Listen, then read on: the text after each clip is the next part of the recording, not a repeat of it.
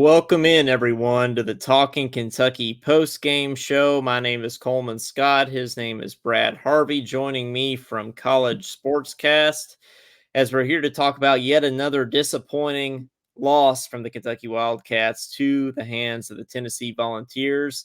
Tennessee has won 36 of the last 39 against Kentucky, and it's something that none of us are surprised by anymore. And I sort of found myself tonight not really being affected that much by the loss because I don't want to say I'm apathetic, but I've just come to expect it, Brad. It seems like these losses to Tennessee are just routine at this point, and not only losses to Tennessee, but heartbreaking losses, gut-wrenching losses that are avoidable, that could have easily been won. They're games that are sort of snatching defeat from the jaws of victory, to use Kentucky football terminology.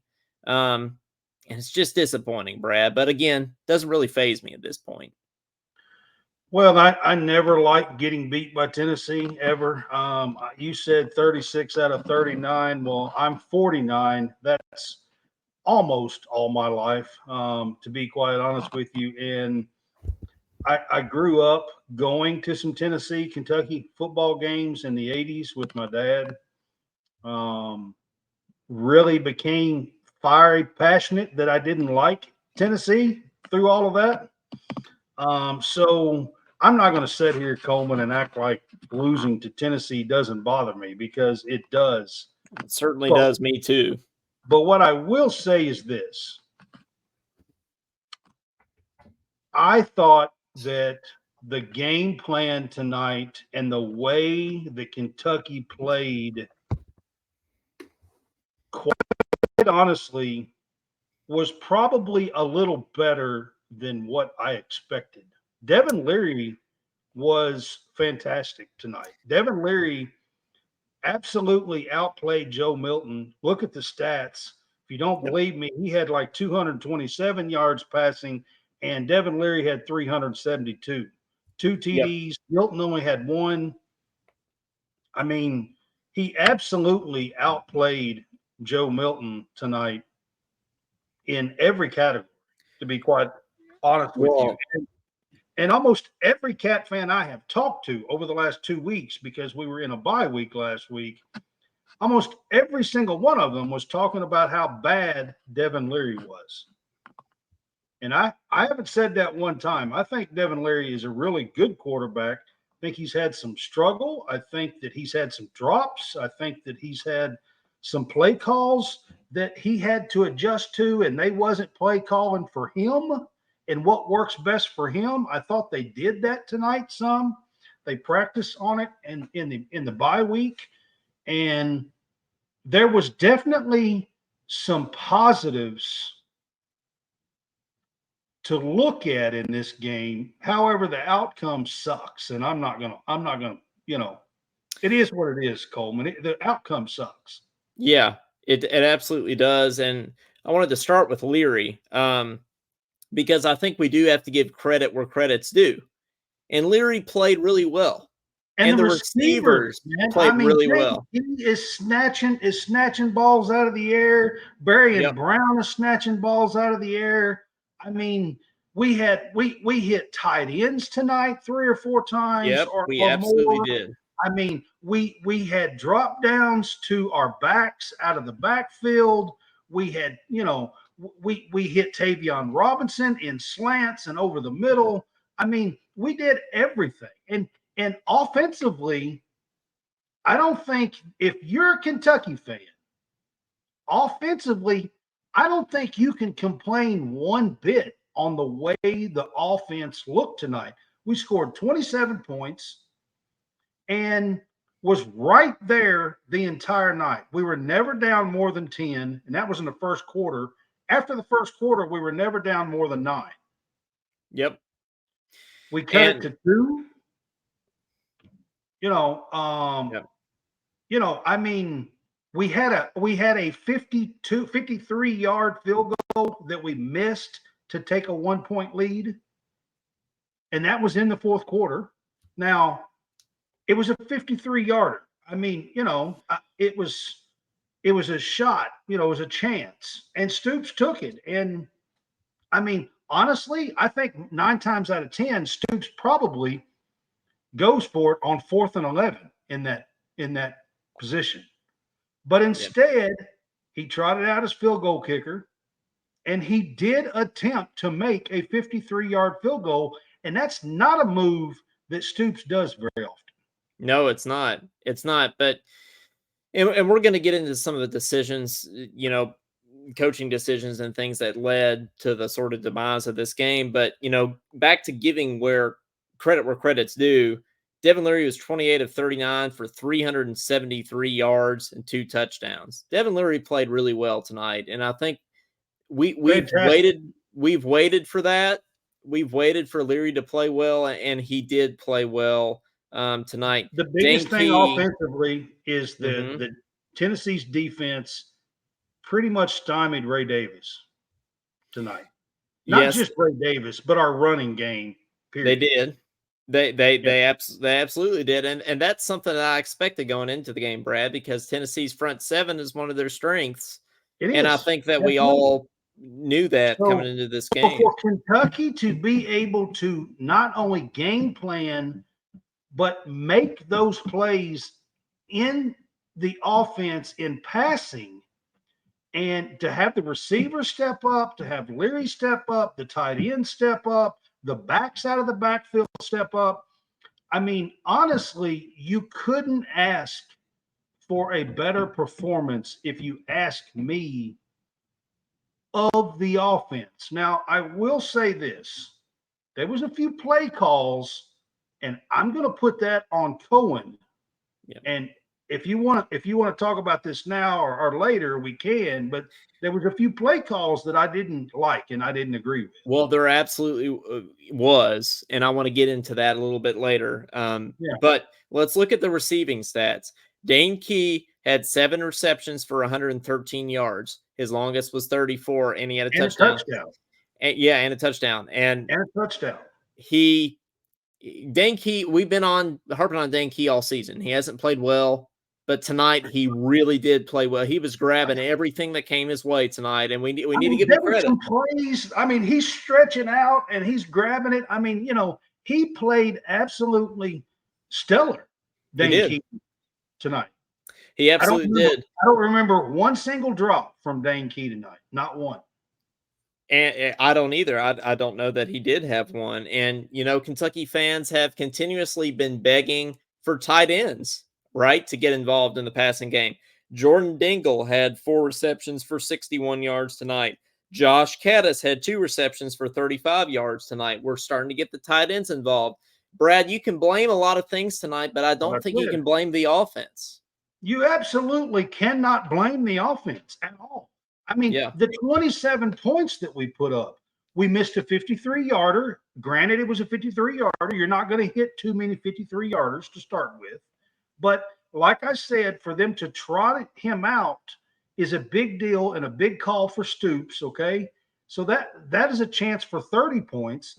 And then we had one other time earlier in the game, and I think this was in the second quarter, where we got down there and could have had another chance at a 50-yard field goal. And instead, we went for it on 4th down and didn't get it and got stopped. So there's Um, your 6 points. We had a well, chance at a 53-yarder and we had a chance at a 50. He yeah. didn't go for the 50, and he did go for the 53 trying to get the lead. And Yes, I and that what stands out to me the most from this whole game is that he didn't go for that 50-yarder. And I think it was, I can't remember exactly what the play call was, Brad, but it was some kind of go route pass down the field It on that was, and it on was that third covered, down. and it was Yeah. completely covered. It shouldn't have been thrown to start with, and you could tell as soon as the play started, it was designed to go there. They didn't look nowhere else. Yeah. That's exactly what they were doing, and I really didn't like that play call at all on that I 4th. I didn't either, because even if you don't get the first down, you can absolutely play to a field goal there. You got a guy that's comfortable from 55 in, he says, get Yeah. it to under a 50-yard field goal, get it to, 45, something like that. And, it's money for a guy who hadn't missed a field goal all season.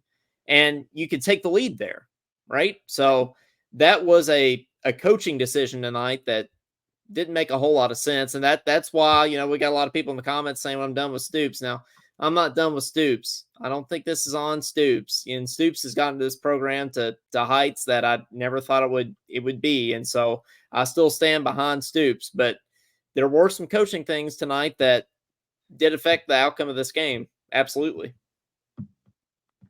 I mean, listen, there's a couple of things on when we did go for the 53-yarder in the fourth quarter.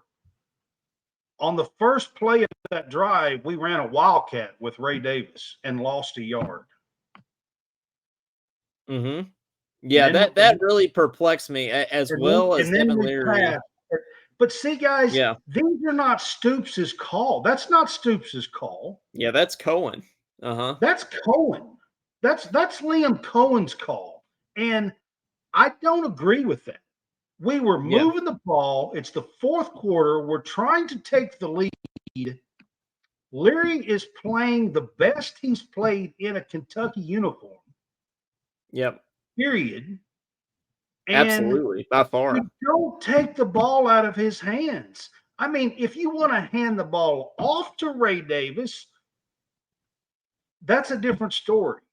I understand running the ball on first down. I just didn't like the wildcat. I mean, I know that we ran it 2 or 3 times. I know twice tonight. And I realized that that's a wrinkle they were trying to put in to throw Tennessee off in the run game. I realized that. I just don't think that was the time to do it. No, I absolutely don't either. And it just doesn't, the wildcat, going back to that, as well as Devin Leary was playing, and as many tools as we probably have in our toolbox, as many things that were working offensively tonight, I don't know why you go wildcat there. We haven't run wildcat all season, have we? I mean, why choose that moment? I think I remember seeing 1 or 2 plays in one of those small teams that we played early on where we ran wildcat maybe 1 or 2 times. And I know that we done it twice tonight with Davis. The first time he got like 3 yards, and the second time on that drive, we lost a yard on first down and wound up and missed 2 passes. So it was 4th and 11, and we trotted out and tried for a 53-yard field goal. Now, I think in that situation, I was really kind of proud of Stoops, at least in that situation, making the call to attempt to take the lead, because 9 times out of 10, he's just going to go for it there. And, if we don't get it, we don't get it. Now, one thing Kentucky, going back to the giving credit where credit's due thing, Kentucky had 14 penalties against Missouri, right, for 122 yards. Tonight we had 4 penalties for 21 yards. We cleaned up the penalties significantly. Listen, guys, the penalties was cleaned up. Now there was one drive where we had 2 straight false starts early in the game. Mm-hmm. That was early in the game. We had 2 straight false starts, and that was early in the game. And outside of that, we had 2 penalties the rest of the game. We also had 0 turnovers. Yep. Tonight. 0 turnovers. You can't. I'm telling you guys, if you are a fan, there are things about this game that you absolutely cannot be upset with. Now, we really have not gotten to a couple of things that I am going to talk about, because we've been talking about the offensive side of the ball, and we really haven't got to a couple of things. So I will. And John is he's sort of bringing that up in the comments here, saying Tennessee is still running on us. And we knew that's what was coming, because they haven't had success through the air really this season, not like they thought they would, at least. And they've really been a run-heavy offense this year, and that was not what Tennessee fans were expecting coming into the year. But we couldn't stop the run. I mean, what's the kid's name? That number 6 kid that kept running all over us. What was his last name? Well, Can't one of them was remember. right. One of them Trying to was forget. one of them was right. One of them was So it started with an small, S. small, Saunders, something like that. I small. don't know. I don't know. I can't remember. But Anyways, we couldn't there were stop. two kids. They ran for over 200 yards. You had the stats up. They ran for over 200 yards on us. Well, I that's do know something that. that I thought earlier in the year, that was a big strength of Kentucky's defense. I thought the concern of Kentucky's defense earlier in this year was the secondary, obviously. And I was sort of like, good luck anybody that's going to try to run the ball on the Cats this year. And that's just sort of, not been the story the I past don't. few games, right? I honestly don't think the secondary killed us tonight, other than that one play that was a broken play where the defender fell down, tripped and fell down, and they threw it and got an easy touchdown. That's the only touchdown they got passing all night long, and that's Yeah. because the defender tripped and fell He down. just tripped. Yeah. And Yeah, that's kind of a fluky thing, honestly. I mean, it yeah. sucks, but it's a fluky thing. I mean, sometimes that kind of crap, I'm going to say crap, that kind of crap happens. I mean, it Yeah. happens. I'm not saying that you can help that. There was one play where the defender fell down, tripped and fell down, and they just had an easy pass and catch, 40, 50-yard pass, whatever it was, and got an easy touchdown. And outside of that, I mean, honestly, I thought passing defense, we did really well tonight.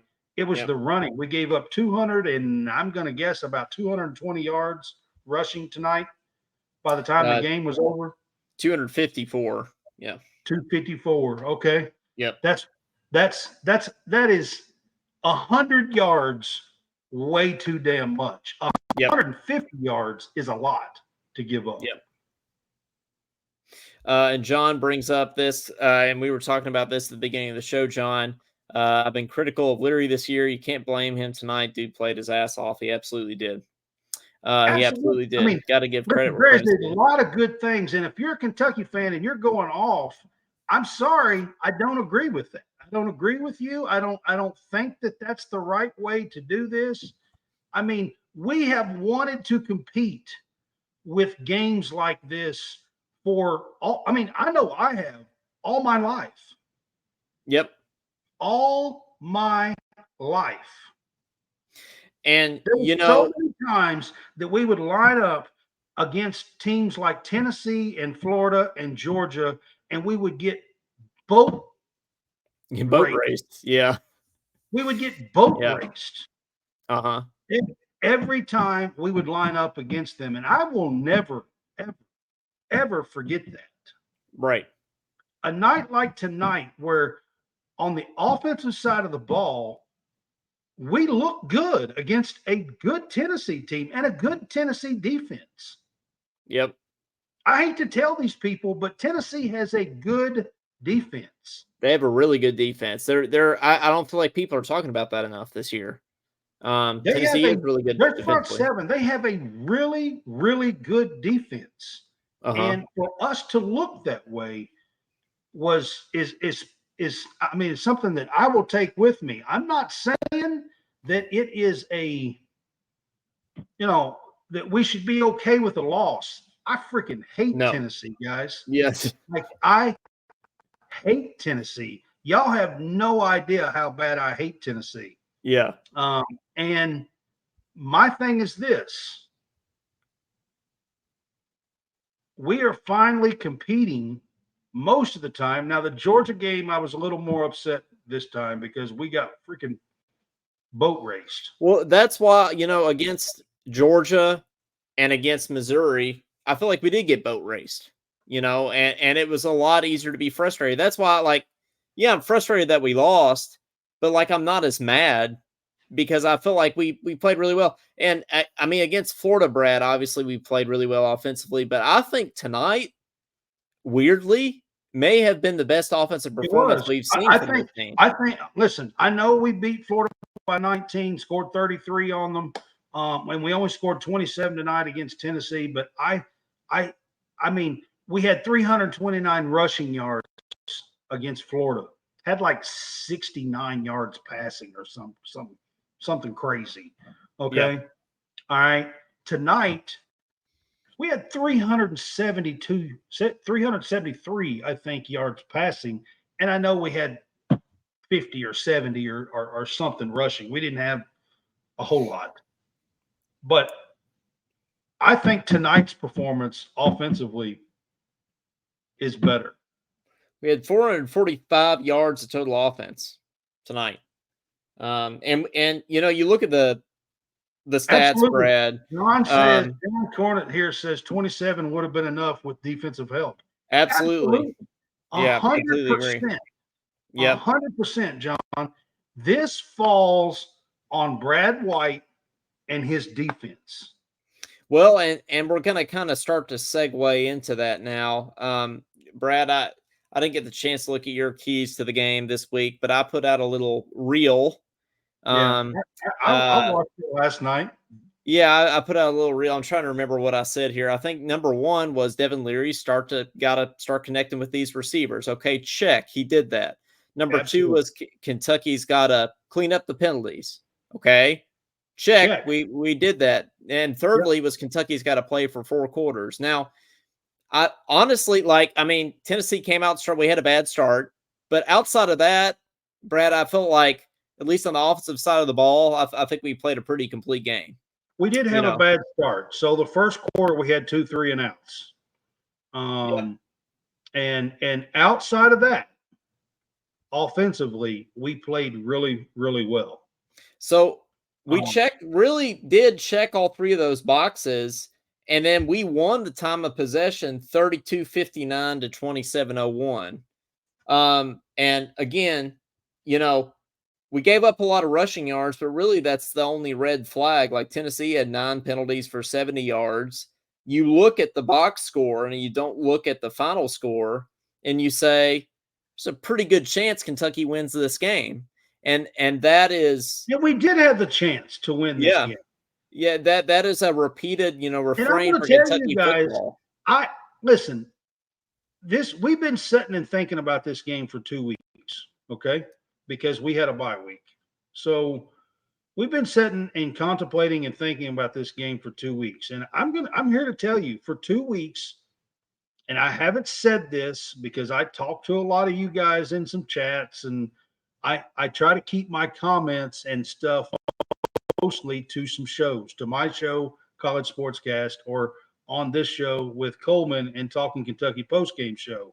So I try to keep a lot of my comments like that. But for 2 weeks, I'm going to be honest with you.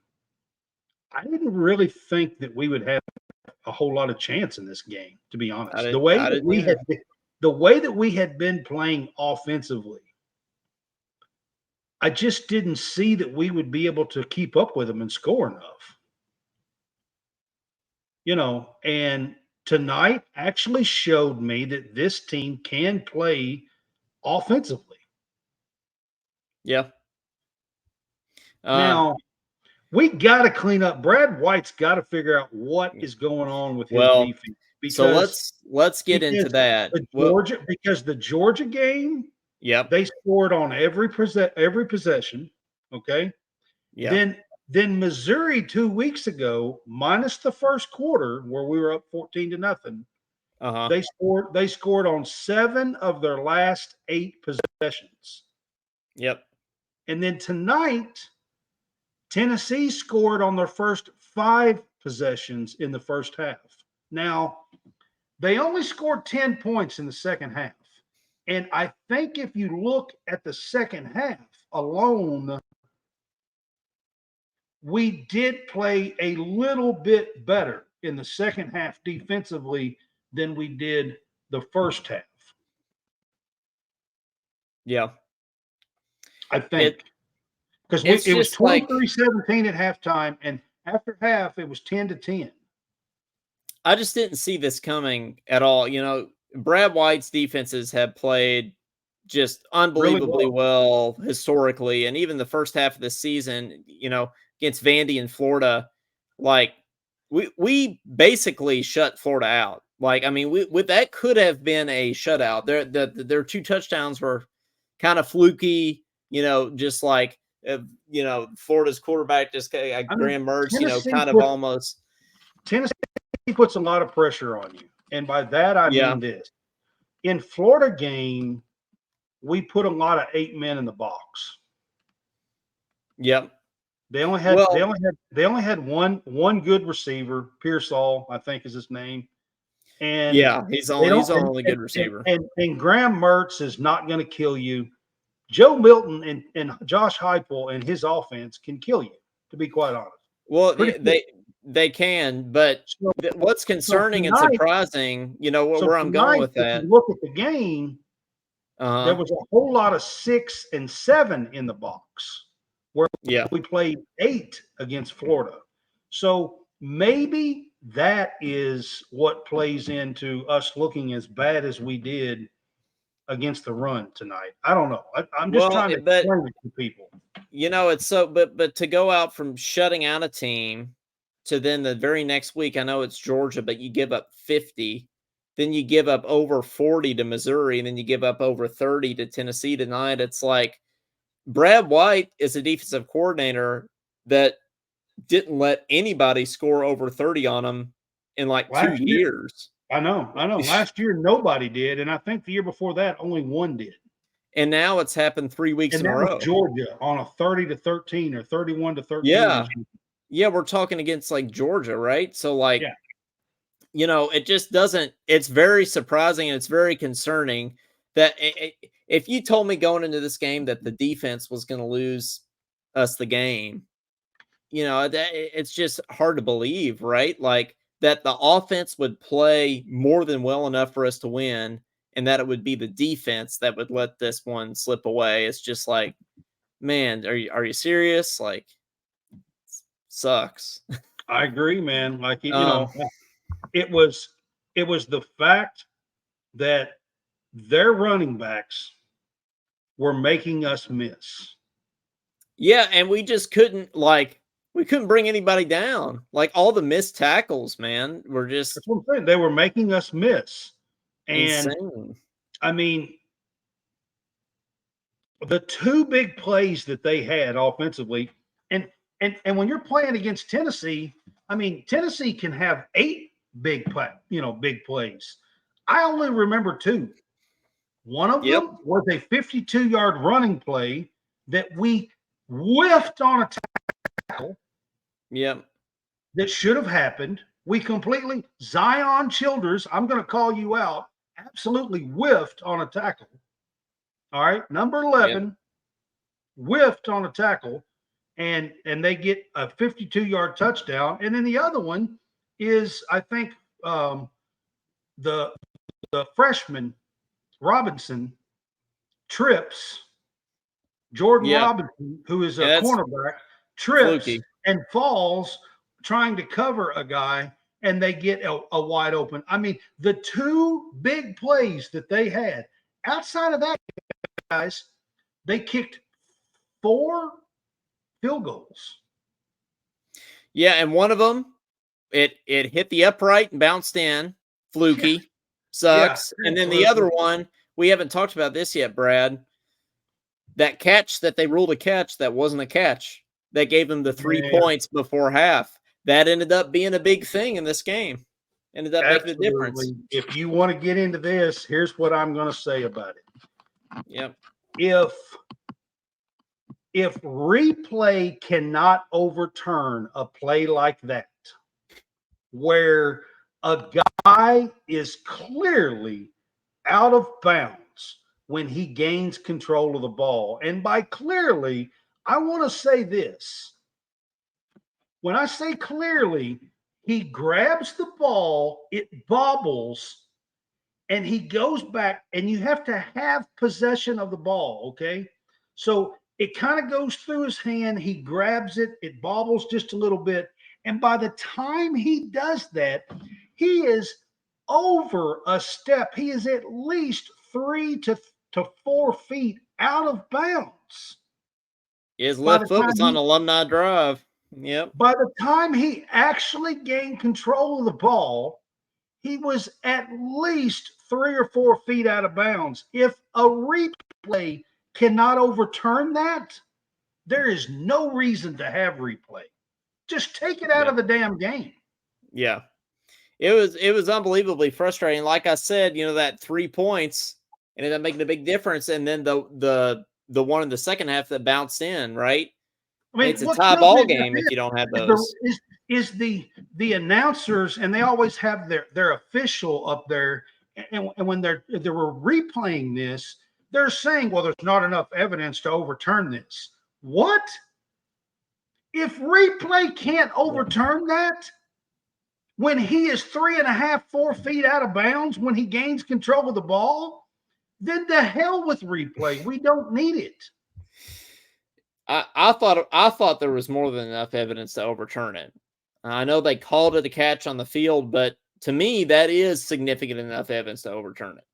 I mean, that's ridiculous. That call was absolutely ridiculous, and it cost us 3 points. Corey Price, somebody we've had on this show multiple times, he says Devin Leary is just the third Kentucky quarterback since 2002 to pass for at least 300 yards against Tennessee. The other two were Andre Woodson and Will Levis. Kentucky has allowed at least 33 points in 3 consecutive games for the 4th time in the Mark Stoops era and the first time since 2020. Tennessee has scored at least 33 points in 3 consecutive games against Kentucky for the first time since 2014 to 2016. And this is Kentucky's 11th loss to Tennessee by 6 points or less since 1987, which tells you just how many gut-wrenching, heartbreaking losses we've had in this series. Yep.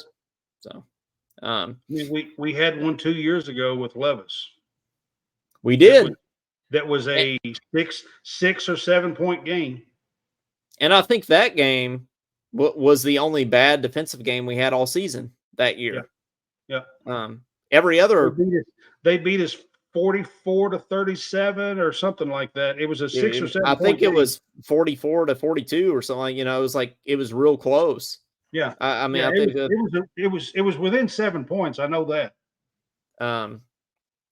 So hey guys, we're gonna take some calls, but I know everybody's frustrated, but let's keep it clean. Okay, I know we're not on radio technically, but there's other ways to express your frustration other than profanity. So I mean, don't.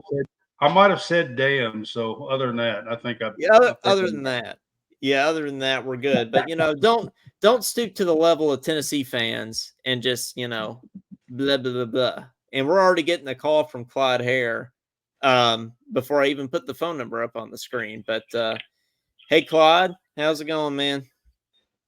It's not going. I feel you. I know. I'm frustrated as anybody. I tell you, this is just horrible. And I told you, and you said it yourself, bye weeks is the worst thing for Kentucky football, and it continues to show year in and year out.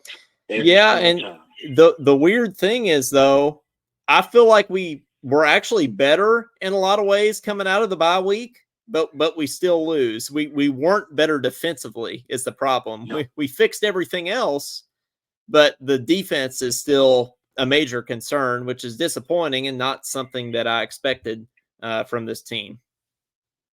Yeah, I give Leary a pass. I give him a pass. I thought he played a very good football game. I was very happy with the way he played. According to Corey Price's stats, like he threw 300 yards.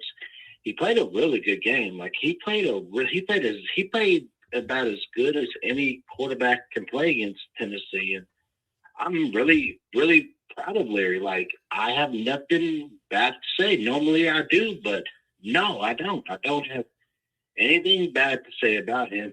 I wasn't mad at the offense at all tonight. It was the defense which was making me mad. And Brad White just everything about the defense just made me so mad tonight.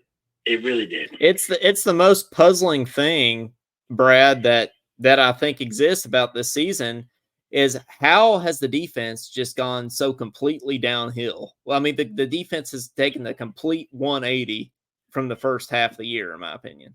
So, I mean, we have, completely. I mean, the defense tonight, like you said, gave up 254 yards rushing. That just simply can't have. yeah, That's entirely way too many to give up. yeah. Well, you got anything else, Clyde? No, I don't. And I will, hopefully things are better next week, because if not, well, then we won't win another football game the rest of the year. Well, I know that that's on the table, and that's something that everybody's thinking about, and we'll talk about that a little bit. But, man, we appreciate the call. Appreciate you watching the show. Thank you. Bye-bye. Bye. Thanks, Clyde. 502-234-1504. Give us a shout. And, Brad, So, John, going against Mississippi, what were we going to say there? Sorry. I was going to say, so John Cornett here says season's not over. We can beat Mississippi State and South Carolina. I mean, I'm going to be honest with you. I think we should beat Louisville too. If we can win those and be 8-4, I still say this is probably a successful season off of last year's 7-6 because we lost the bowl game. Yeah. So, if we can go 8-4 and go to a bowl and maybe win the bowl game, then this is definitely a successful season from last year, in my opinion. Right. And we talk about the rest of the season here. We face Mississippi State next week. They've had to go to their backup quarterback, which I believe, if I'm not mistaken, is Mike Wright.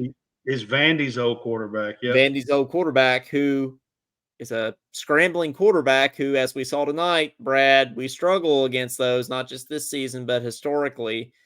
Yeah. And we don't win in Starkville. So, I mean, we haven't won in like 10 years in Starkville. So that's concerning as well. This Mississippi State team's bad. Like, they're really bad. They are. But I feel like we just forget how to play football in Starkville sometimes. But, guys, if we can take even 80% of this offense to Starkville, I mean, this Mississippi State team is bad. I mean, I just don't see it. I don't. It's not like this Tennessee offense is bad. Our defense played bad, but I feel like even if our defense doesn't play up to its standard, we can still win that game, Brad. Especially if the offense plays. Listen, guys, it absolutely sucks losing 3 games in a row. I mean, sucks. Yeah. Yep. I mean, we got Georgia, Missouri, and now Tennessee. It absolutely sucks losing 3 games in a row. I'm not even going to sit here and act like it doesn't. It even sucks worse to me because the last of the 3 is against Tennessee. Yeah. I told Coleman before the show started, if we were across the street playing marbles and Tennessee and Kentucky were playing marbles, I would hate Tennessee. Like, I don't give a crap what we're playing. We could be playing pickup sticks or marbles or whatever. I mean, I want to beat them in anything. I don't care what it is. Yeah, pickup sticks and marbles. Yeah, fiddlesticks, some might say. I'm serious. John says, I'm not saying it, but many fans are saying Stoops has hit his ceiling. Thoughts? John, like... So the recruiting class that we have coming in on the defensive side of the ball, I think is possibly the best recruiting class that we've ever had under Stoops. Yeah. Especially the defensive side of the ball. If we can continue to recruit at that kind of level, we're close to top 20 level. And I think that we might be able to get to a top 20 level before this recruiting class ends. And we hit a top 15 a couple of years ago. So I am not on board saying that we have absolutely hit the ceiling. Mm-mm. The reason why I say this is this. If the recruiting because we lose 3 in a row instead of, and we start losing some of these recruits and we can't finish the deal here, then maybe maybe Stoops has hit his ceiling. Because if these losses pile up and the recruiting starts to see that, then maybe he has. But if we can finish this season fairly strong, keep our recruiting class together, and make it a top 20 class where I think it was going before this swoon, let's call it a swoon, 3-game swoon, then I think that Stoops absolutely has not hit his ceiling. It's going to depend on what happens to finish this year and how December goes in January with early signing class and things like that. Yeah, I don't think Stoops has hit his ceiling either. He's just got to have all the right pieces together in 1 year. A lot of people thought that would be this year.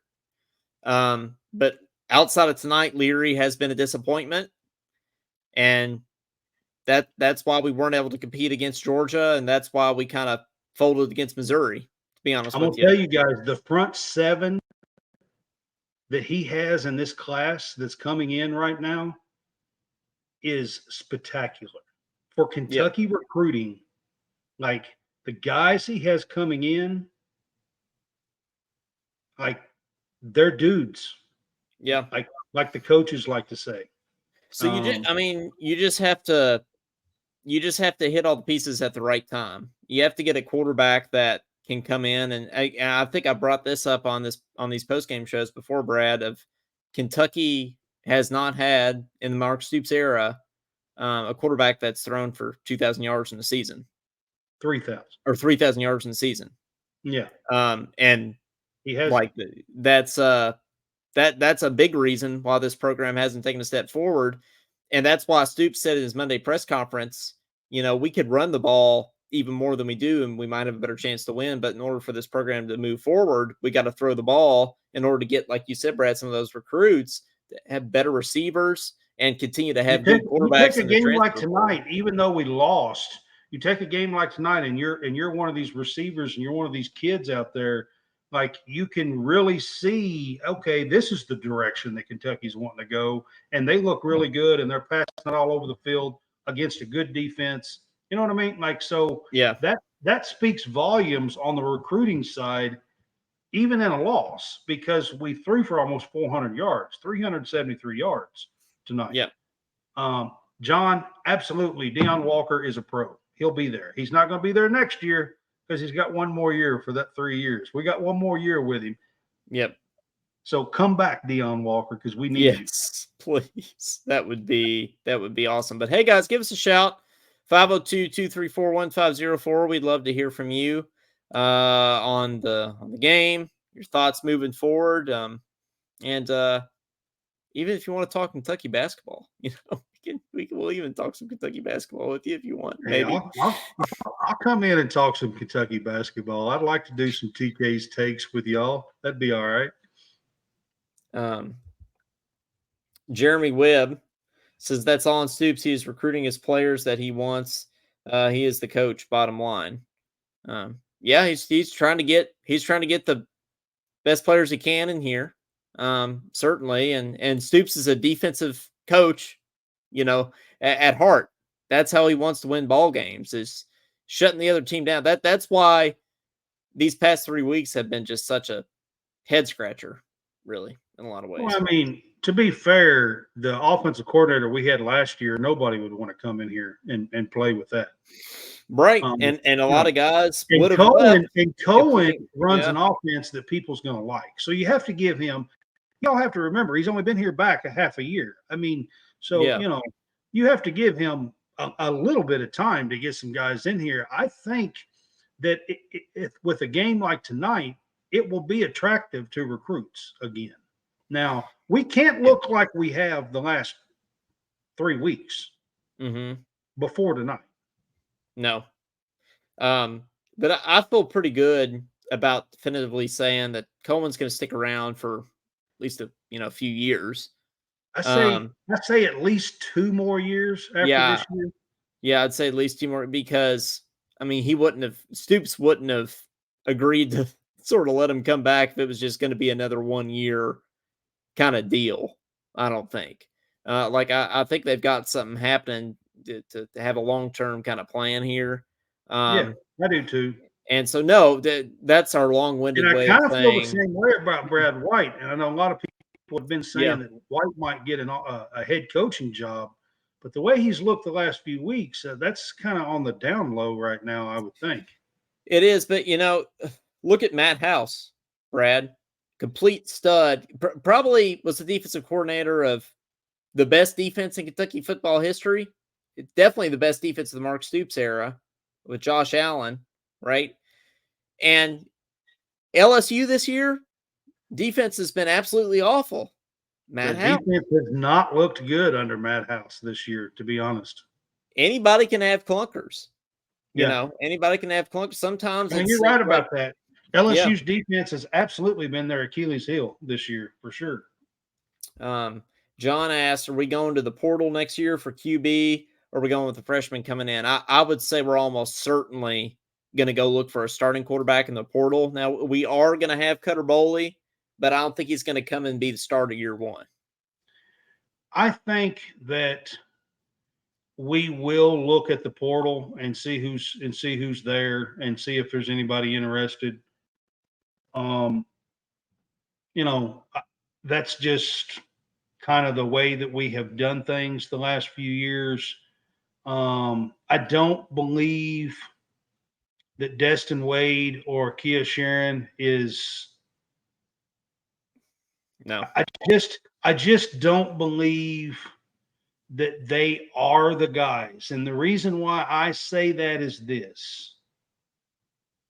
You take a game like the Georgia game or maybe one of the early games or something. If you felt like that Destin Wade was going to be the guy and he was going to be your next QB, wouldn't you get him in some of those couple of early games?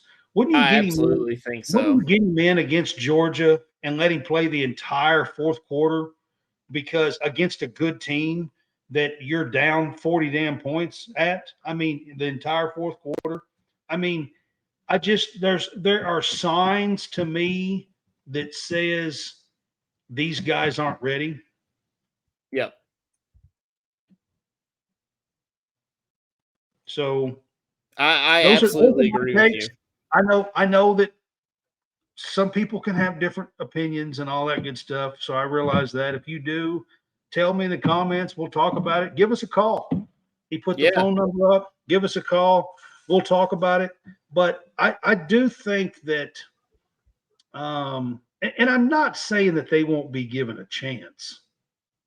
I think they will be given a chance in the spring next year. Destin Wade, Oh, Kyler yeah, they'll be Sherry, given a chance for sure. Yeah. they'll be given a chance in the spring next year. Yeah.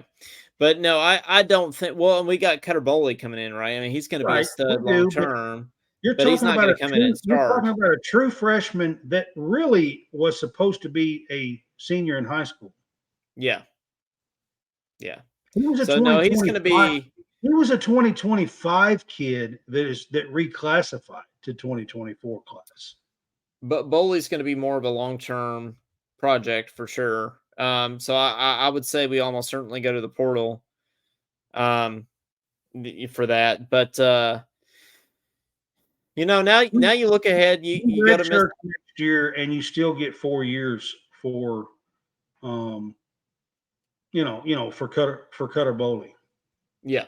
Oh, yeah. But yeah, well, we're gonna go ahead and kind of do a last call for calls here. 502-234-1504. I know everybody's probably bummed, about the loss.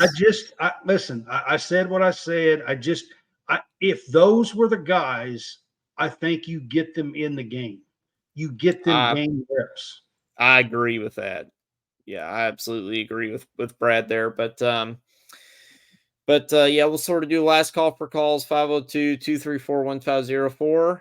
And otherwise, Brad, we're looking ahead to to the rest of the season. I think he can certainly win.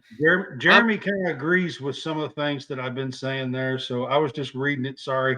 And Oh, looking yeah, no, there. you're fine. Jeremy, what Yeah, was there? he says, I agree. If we do win 8 games this season, it's a success, and we have a great, if not the best class on defense we've ever had, and things will be looking up for the future. Yeah, I agree. I agree with that, Jeremy. And so it's not all doom and gloom. Now, You if know, we lose a few of these games and lose some of our class and all that, then maybe Stoops has hit his ceiling. I'm not saying for sure one way or another right now, but I know this. There is still a chance to hold this together and bring in possibly one of the greatest defensive classes that we've ever had. yep. You put that into a front seven in a couple of years, and maybe we can get to that next level that we all want to get to and win some of these damn games. Yep. Because I want to win them just as bad as y'all do, I promise. Yep. Absolutely. And Yeah. we look ahead, I think Mississippi State, like we said, Brad, even though it's in Starkville, it is a very winnable game. That's the game that we can win. And then, like I said, if we play 80% of the offense we played tonight, we beat Mississippi State next week. Well, then talking about Alabama, John's right on cue here. He says, we're going to shock everyone and beat Alabama. You heard it here first. Write it down. I'm an optimistic guy. I mean, Brad, it's not insane. It's not insane. It's not like Alabama has had to struggle this year, come from behind a couple of times. I mean, they're not the Alabama of old that we know. Yeah. We came into this game saying, man, if we lose this game, we might lose out the rest of the year. But we lost this game in a way that leaves me, Brad, feeling sort of optimistic, oddly. And I think we go 8, I think 8-4, 7-5, 8-4 is very, very plausible moving forward. I think so. I mean, the like I said, I just don't see if we're even at 80% of the offense we had tonight. I don't see how we win. We don't win at Starkville. Then we come back and we play Bama. That's what John Cornett there was saying. We get them at home. I mean, who knows? I think that if we can compete like we did tonight, it'll definitely be a competitive game. If we play like we did tonight, it'll definitely be a competitive game. Then we play a really bad South Carolina team. They're not any good either. What would you listen, guys? They're 2-6 South Carolina after today. And John Cornett says beating Louisville. If we can beat, Loserville down emojis. Yeah. I don't even like saying their name, to be quite honest with you. But if we can beat them, which we should in Brom's first year, with Leary and these receivers and Ray Davis, there's at least 8 wins and hold this class together, like I said, and maybe in a year or two, we do get to that level. We're just not, I mean, we're not quite there yet. We're close. Yeah, we're close. We're just not quite there. Close. Now, I'm going to be the first here to tell you, if we still look this same way 2 years from now, and we're going on 3-game losing skids, and we're still losing to the Georgias, the Missouris, and the Tennessees of the SEC, and we still look this same way 2 years from now, then maybe we do need to look. Maybe he has hit his ceiling, and maybe we do need to look a little further to build us more to what we want. But that's not the case right now, for sure. I said 2 years from now. Yeah, 2 years from now. Absolutely. Yeah. Man, Louisville. Speaking of Louisville, they shut out Duke today, man. Did that surprise you at all? I know the quarterback one didn't play. Riley Leonard is a stud, and he got hurt again last week. And it doesn't with Leonard out, it doesn't surprise me. I actually, in my game day pick'ems last night on College SportsCast, we did it on Friday this week. I actually said that. I said if Leonard plays, I'm picking Duke in the spread. If Yeah. Leonard doesn't play, then I'm picking the other one. Right. Right. Yeah. Loserville. There you Loserville. go. Yeah. But we talked about South Carolina. Rather 2-6. And terrible. Guys, they're terrible. When And do you? Mississippi I mean, State's like that too. Do you think Beamer gets through the rest of the season without being fired? I mean, they're not gonna take that. They got us left. They got Clemson left. I don't think they played Missouri. Has I know. South Carolina? Well, they're not beating Missouri, and I know I don't Clemson's think not. they played Missouri either. I don't believe. I know Clemson's not great this year, but the games they've lost, they could have won, and I I'm don't just think saying, South Carolina's they beating Clemson. could beat Clemson because Clemson's 4-4, not looking great. Yeah. But it's not going to be an easy game for them. No. I mean, for sure. They got us, they got Clemson, and I do not believe that they have played Missouri. And they're 2-6. They only got 4 games left. So I think they're. Oh wait, they did. I think they did play Missouri. They just played Missouri last week, actually, and they lost. So they did. Yeah, they played at Missouri. That's when Beamer kicked the brick wall or whatever and broke his foot. No. That was Florida. That was Florida? Yeah, that was the Florida game, wasn't it? I'm pretty sure that Carolina has played. Yeah, Claude says they did last week and got whooped. Yeah. Okay. Well, maybe they have played Missouri then. Maybe I'm wrong. I was thinking the Beamer kick was the Florida game when they come back and beat them 41-39. Jeremy says, if our defense from the beginning of the season and our offense plays like they did tonight, then the sky's the limit. We could win out, possibly. I'm hoping for that, and that would almost guarantee us to lock up next year's class and some extras. Go Big Blue. Yeah. And Tennessee at Missouri will lose, and Georgia will beat Tennessee. John Cornette says, yeah. I would probably agree with that. And so, guys, it's another frustrating loss. I know. But what's another frustrating loss to Tennessee at this point, Brad? It's like dime a dozen, You have no idea, guys. I want to do the K-Wood talk so bad. Yes. No idea. But yeah, going back to do you think Beamer is out after this season? So my initial reaction is no. I think that he will get the start of next year because they had a great year last year. And he has put together a pretty good recruiting class this time. So if that doesn't fall apart, I think he'll get one more year with this recruiting class. I think this is his 3rd year.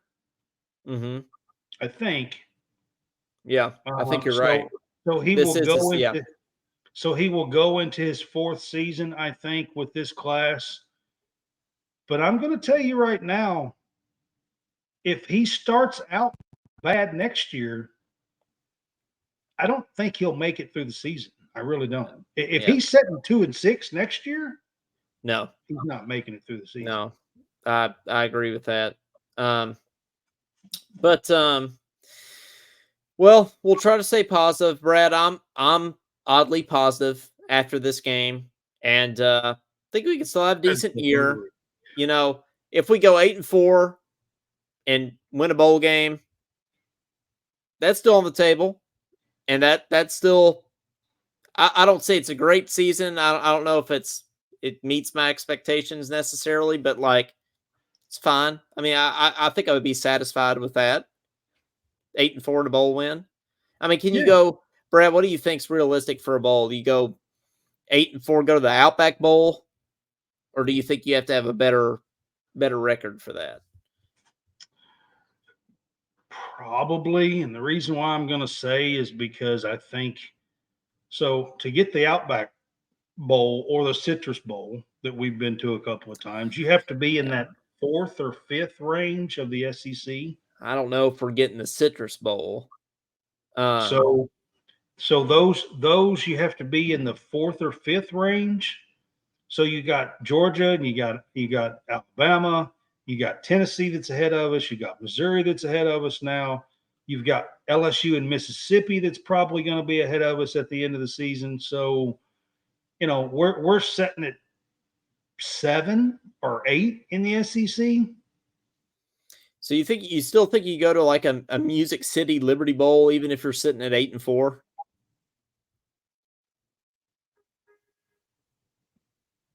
I just don't want to play in the Music City Bowl. We played the damn Music City I Bowl like know, but I would 75,000 rather play times. in the Music City Bowl than the darn Birmingham Bowl or whatever. The The Liberty Bowl sucks too, guys. the Liberty Bowl does suck. The You know Liberty what Bowl, else sucks is the Independence Bowl in Shreveport, Louisiana.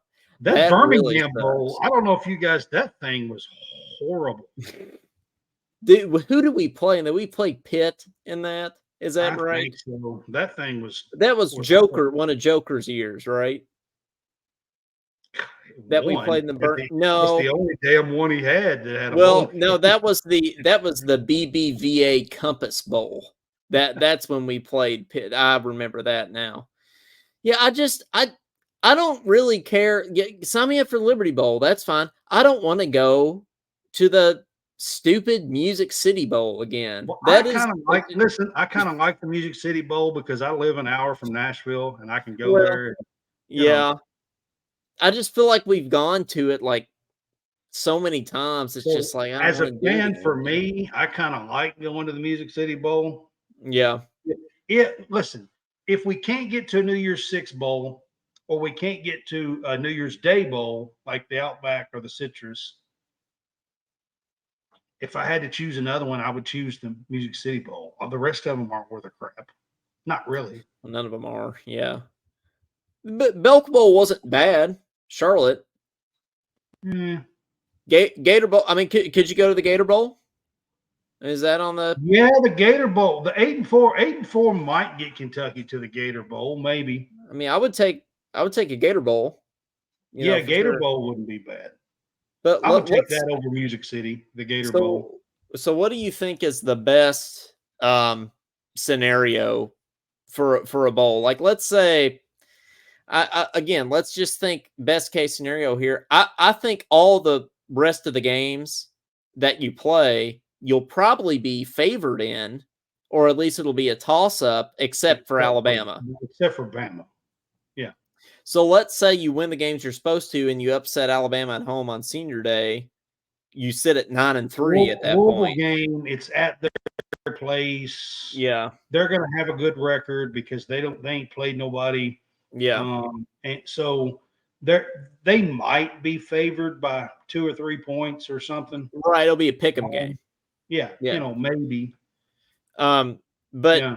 So at that point you'd be sitting at 9-3 with a win over Bama. At that point, do you think you can sneak into a Citrus Bowl and Outback Bowl? If we could win out, then yes. Matter of fact, if we could win out, absolutely. We'll get at 9-3. We'll get a New Year's Day Bowl. Yeah, and that would be. But then we look back at like this 3-game stretch and just kind of go, damn. What could have been? What could have been? And that's what I find myself saying at the end of every Kentucky football season, Brad, is what could have been. What could have been? Yeah. And I get it, guys. I'm a fan just like you guys. So I get it. I really, really do. But it is what it is. And by that, I'm saying this.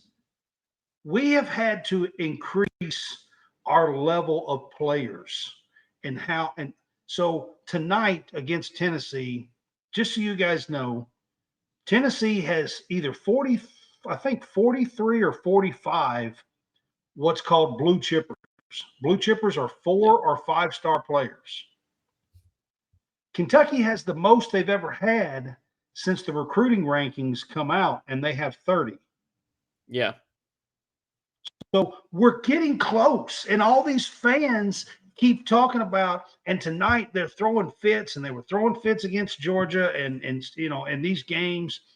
Georgia has like 75 out of 85 players. We have 30. And that's the reason why they still kill us. Okay. So, but we're getting closer and closer. So this class that's coming in, that's the reason why keep talking about this. If we can keep some of the guys that we have and keep getting top 20 classes, instead of 30 in a couple of years, we'll have 40 or 45, because we'll also bring some in through the transfer portal, because we have been every year the last few years. We've been killing the transfer portal. Former 4- and 5-star players. We brought in Keyshawn Silver this past year. He was a former stud. He was a former 5-star player. He's a 5-star guy. You know, and there's more. I'm just throwing him out because he was a 5-star. All right. Yep. So, you know, we will bring some more in through the transfer portal. We're bringing in a good class, you know, through the freshman class. So in a couple of years, maybe we're at 45 or 47 or 50. And then we can start competing against these teams like the Tennessees. Clyde says, Brad, are you going to the Titans game tomorrow? You have no idea, Clyde. I want to so bad, but I have a show at 3:00. Man, Levis is starting, right? I know, you have no idea. I've actually looked at tickets and looked at the prices. I want to go so bad. You have no idea. I really do. I want to go. I can't listen. Nothing would make me happier than to wear my Kentucky stuff in Nashville, Tennessee, and cheer on Will Levis, because I know how bad they hate him. Well, it would have been and I would love it nothing more than to go down there and Levis light it up, and just never take. Nobody else takes another snap for the next 10 years. You have no idea. Jared says, not upset about losing to teams like Georgia and Tennessee. Nobody should be.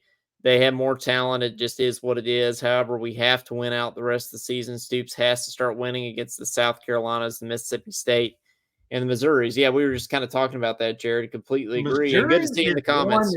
Missouri's one that's kind of right there with us, and they're getting some 5-star kids.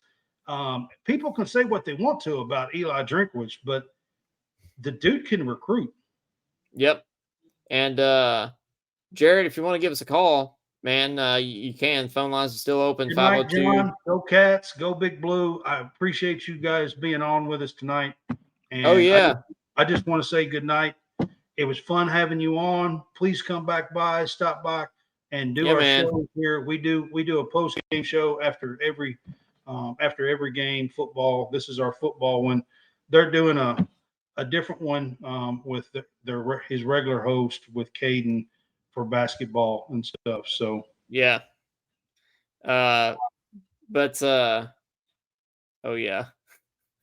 Eli. So I sort of think Eli Drinkwitz looks like Adam Webb. That is something that I've told Adam that. I think Drinkwitz looks like a dweeb, really. Like he looks like a nerd. Well, yeah, and I'm not calling Adam a nerd, but he does look like Eli Drinkwitz. Jeremy Webb says, thanks, guys. Just subscribed and can't wait till the next show. Well, thanks, man. Check out my show as well, College SportsCast. Yeah. Subscribe to that. I have one on YouTube, Facebook. Yes. You can find me on Apple, Spotify, all that good stuff. Yes. Check out Brad's show as well. Thanks for stopping in, Jeremy. We appreciate it. But yeah, anybody else that wants to call in, 502-234-1504. Give us a shout. Last call for calls here. I think that's the third time I've said that, but that's okay. David, Bobby. Yeah. Well, Clyde says Josh. Now that is a true comparison. Josh Heupel and Bobby from King of the Hill.